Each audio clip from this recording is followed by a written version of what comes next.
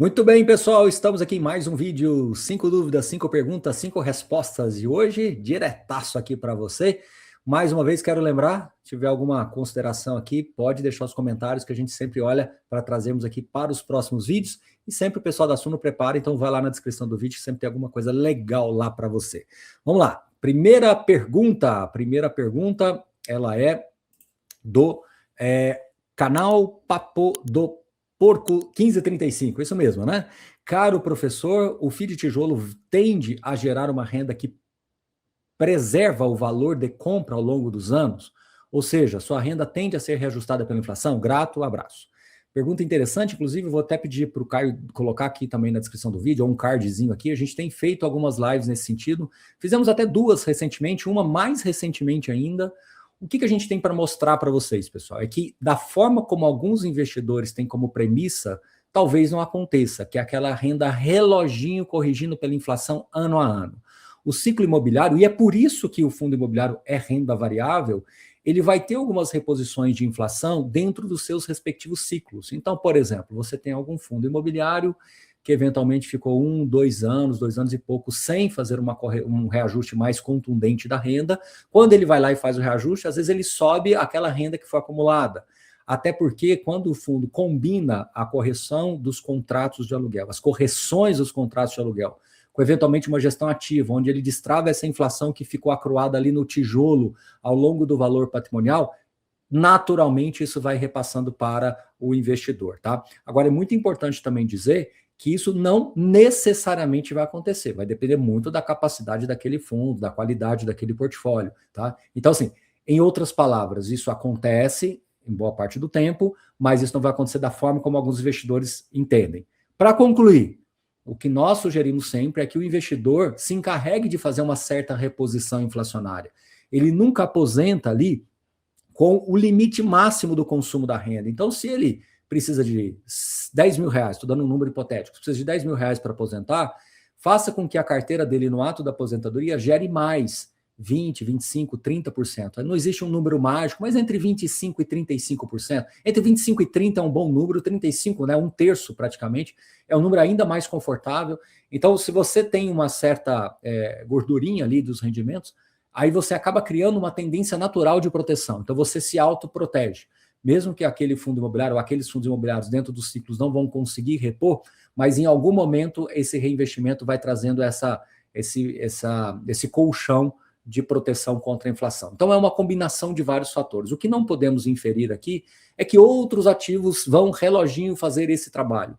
Mesmo que seja um título público, pela marcação a mercado, você vai ter também algumas dificuldades e, obviamente, o cupom é menor, né, do que o yield de um fundo imobiliário. Então, no final das contas, quando você vê esse spread, essa diferença entre um título público e o fundo imobiliário, é justamente essa camada de proteção que você pode adicionar com o reinvestimento, tá bom? Mas vou pedir para o Caio colocar na descrição aqui, ou num cardzinho aqui em cima, esses últimos vídeos que a gente tratou sobre esse tema, tá? Fizemos 2 vídeos, um com o Alexandre Tawil e o outro com o Renato, tá bom? Então, vocês vão gostar bastante aí.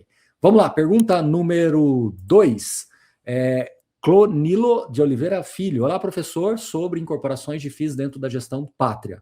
Assim como a HGLG incorporou a LVBI, embora ainda não tenha efetivado, né, mas está aprovado, mas ainda não ocorreu, podemos esperar outros movimentos semelhantes na gestão Pátria, como, por exemplo, a fusão de HGRE com PVBI? Bom, primeiro vamos lembrar que já tivemos aí algumas outras incorporações, né? Nós tivemos dos fundos de fundos, tivemos alguns fundos de papel, e acho que sim, novos ciclos poderão ocorrer. Agora, especificamente da sua pergunta HGRE e PVBI, eu tenho minhas dúvidas. Por quê? Porque a gestão do Pátria sempre reforçou de que a ideia é ter produtos em que realmente sejam sobrepostos. Ambos realmente são de lajes corporativas, mas o perfil de risco do PVBI é um pouco diferente do HGRE. Então, talvez pode acontecer alguma fusão? Pode, mas talvez parcial, talvez alguns imóveis possam ir para o PVBI. Eu não vejo problema de manter 2 produtos equivalentes, semelhantes, mas não iguais, né, na prateleira da gestora. Então, acho pouco provável essa incorporação acontecer. Eu acho que o cotista do PVBI está muito bem definido o perfil de imóvel que o PVBI vai adquirir. E já no HGRE é um pouco mais amplo esse mandato aí de aquisição, tá? Agora, há outros movimentos, né? Eventualmente, com a compra, né? Potencial compra aí do Pátria pela RBR, Pode ser que o top 11, aí o top 11 já combina mais com o PVBI, né? Então, cada caso é um caso. Temos também os fundos de papéis, né? Você tem ali na prateleira o PCIP, você tem o HGCR, né? Você tem o VCJR, que também vê de outra gestora. Então, tem outros movimentos, sim, que devem ocorrer aí ainda pela frente, né? Eu acho que cada passo, né, de cada vez ali, justamente porque cada vez que vai ter essa incorporação, tem toda uma dinâmica de comunicação com o mercado, tem todo um envolvimento para aprovação em assembleia, tem, enfim, protocolos ali administrativos, regulatórios, uma série de questões que tem que ser superadas, então acho que aos poucos isso vai acontecendo. Tá bom? Espero ter ficado claro especificamente sobre a pergunta HGRE e PVBI e espero também ter ampliado um pouquinho mais o escopo da resposta. Pergunta número 3, da Francis Lane Guimarães. Bom dia, professor. Me tira uma dúvida. Estou investindo em fundos desde 2024. Minha carteira tem 20 fundos, desde 20 tenho 50% tijolos. Desses 20, né? Desses 20, entendo que foi assim. Tenho 50% de tijolos, 25% papel, todos base 10. Agora quero começar a investir em fundos base 100, né? Então, para completar aí, né, a lista. Quero investir 25% de cada área dessa base. Me dá a sua opinião, por favor. Francislane, eu vou te dar uma opinião muito sincera. Eu acho que definir o que compra e o que não compra pela base não me parece o caminho mais razoável. Eu gosto de ter como opcionalidade fundos base 10, mas eu não acho que uma carteira tem que ser definida dessa forma. Então, às vezes, é melhor você esperar um pouquinho para começar em algum fundo base 100, que chama de carteira teórica. Cria a sua carteira teoricamente com base 10, com base 100, e aí você monta a sua carteira com base nisso, e não pela referência exclusivamente do patrimonial do fundo ali, se é base 10 ou 100. Desculpe, da referência da cota se é base 10 ou 100. Então, imagine assim, pense o seguinte, fundos de logística. Você tem um fundo de logística base 10 legal? Pode ter um aqui e outro ali. Mas você tem excelentes fundos que não são base 10, eu vou ficar sem tê-los na carteira? Ah, Baroni, mas eu ainda tenho pouco dinheiro, estou começando devagar, por isso que não precisa de pressa. Isso aqui é uma jornada de longuíssimo prazo. Talvez seja mais sensato você ir montando uma carteira, você monta uma carteira teórica, vai fazendo alguns aportes na renda fixa e à medida que o dinheiro for inteirando, né, você vai comprando os fundos que você entende que são os melhores. Então, a base não pode ser o ponto de partida. Eu acho que tem que ser uma opção e não um ponto de partida. Ah, eu só quero se for base 10 porque o meu dinheiro só dá se for base 10. Aí a pergunta é, será que é a hora realmente de você já ter uma carteira com 20 fundos? Será que isso não poderia acontecer ao longo dos próximos 12, 24, 36 meses? Afinal de contas, o que são 1, 2, 3 anos num plano de aposentadoria que vai durar 20, 30 anos ou mais, né? E à medida que o juro composto vai atuando, isso vai ficando também mais fácil. Então pensa dessa forma, o acesso da base 10 é realmente mais interessante, mas na nossa opinião aqui, você deveria ponderar também outros fatores, tá? Pergunta número 4, essa é bem longa, vamos lá. É do Leandro, né? Eu sempre fui contra realizar lucro em cotas e focava apenas em aumentar patrimônio via reinvestimento dos rendimentos. Mas esse ano deixou muito claro o ciclo entre os fundos de tijolos e de papel. Vimos, por exemplo, fundos de papel atrelados ao IPCA baterem pico de PVP em julho e agosto e depois caírem forte até outubro e novembro. Em alguns casos, mais de 10%. Como aproveitar isso? Vamos seguir. Além de reinvestir os rendimentos, passei a fazer um rebalanceamento mais dinâmico, vendendo marginalmente cotas que subiram muito para realocar naquelas que ficaram para trás. Não falo em zerar posição, mas em ajustar pesos. Mesmo pagando um pouco de IR, né, imposto de renda, senti que consegui extrair mais alfa da carteira. Estou já aposentado na época da fruição.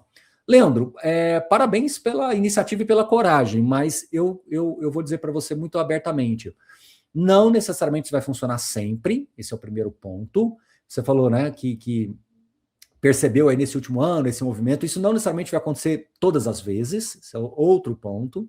Terceiro ponto, vai chegar uma hora em que você vai imprimir bastante tempo nessa gestão ativa, o patrimônio vai crescendo, as suas questões vão sendo cada vez mais evidentes dentro da sua vida de aposentado, e aí você vai chegar uma hora que você vai ficar ligado na frente do computador durante boa parte do seu dia e tentando enxergar e extrair valor desses movimentos. Outro ponto, né? Essa é a premissa básica de um FOF, talvez até mais ampla do que isso. E aí entra toda essa questão, né? Em algum momento você vai ter prejuízo, em algum momento você vai ter ganho de capital, em algum momento você vai ficar sobreexposto ou subexposto a determinado fundo, às vezes algum fundo você vai deixar de comprar porque supostamente está caro, só que depois você vê que o caro já não é tão caro assim, né? A gente teve fundos aí recentemente que melhoraram bem os rendimentos. E aí Hoje, talvez a cota não reagiu tanto, mas qualquer sinalização de queda efetiva de juros ali, que aconteça a queda de juros, pode ser que reaja. E de repente você está subexposto numa posição dessa e depois perde um pouco do bonde dessa alta. Então, eu entendo você, eu acho que sim, em geral, funciona, mas a pergunta que você tem que se responder, né, é o famoso conheça a ti mesmo aí. Será que vale a pena todo esse esforço? Será que eu continuo nessa tese? Essa estratégia de sempre estar fazendo esses giros da carteira, como é que vai ser o meu controle disso, qual é o meu risco tributário de tudo isso. Eu acho que você tem que olhar as questões adjacentes a essa questão. Falar que matematicamente funciona, em geral funciona, mas não quer dizer que vai funcionar sempre. É isso que eu quero deixar como mensagem para você e para todo mundo que nos acompanha aqui nesse quadro de 5 dúvidas, né? Isso na teoria é bacana, matematicamente funciona, mas na prática fazer isso 1 mês, 2 meses, 3 meses, 5 meses, 12 meses, 1 ano, 2 anos, pode não só te colocar numa situação de risco inesperado, como também trazer um custo emocional, um custo comportamental, e, enfim, você tem algumas questões adjacentes aí que eu queria que você ponderasse, tá bom? Quinta e última pergunta do Leonardo. Professor, você acha que a gestão ativa adiciona um risco extra ao mercado de FIIs? Ela acaba tirando um pouco da tranquilidade da proposta original, que seria investir em bons imóveis e receber aluguéis corrigidos pela inflação. Com essas movimentações frequentes de compra e venda, ou até possíveis conflitos de interesses e trocas de favores entre gestoras, o investidor passa a se preocupar mais com a atuação da gestão do que com a qualidade dos imóveis do portfólio. Excelente pergunta, até uma certa provocação, feita com bastante educação. É óbvio que a gente vai responder para o Leonardo. Leonardo, vamos dar alguns passos para trás. O mandato de gestão ativa não é isso que você falou, só comprar bons imóveis, sentar em cima e deixar o aluguel corrigir. Não, não é isso. A gestão ativa vai além disso. Essa gestão ativa ela vai em comprar bons imóveis, comprar imóveis razoáveis, comprar imóveis que precisam de uma ampla reforma, um reposicionamento. Envolve você extrair o máximo de valor possível de um imóvel e depois você passá-lo adiante e buscar outra opção. A gestão ativa é muito além do que você falou. O que você falou é mais característica de gestão passiva. Você compra um imóvel, né, bom imóvel, fica sentadinho em cima dele lá e deixa o aluguel fazer o seu trabalho. O fundo de gestão passiva, a gente já fez estudos no passado, inclusive eu apresentei isso uma vez no evento da Suno. O fundo de gestão passiva ele é quase que binário, né? Assim, tivemos alguns que deram muito certo, alguns que deram muito errado, e no meio do caminho nós tivemos alguns outros que foram adquiridos, incorporados, vendidos, liquidados. Então, no final das contas, o índice de fundos passivos que deram realmente muito certo, como isso que você acabou de falar, é um percentual relativamente pequeno. Não vou lembrar exatamente de cabeça, mas alguma coisa entre 15%, pouco mais, pouco menos. Tá? Entre 10 e 20 era o número que naquela época a gente fez esse estudo.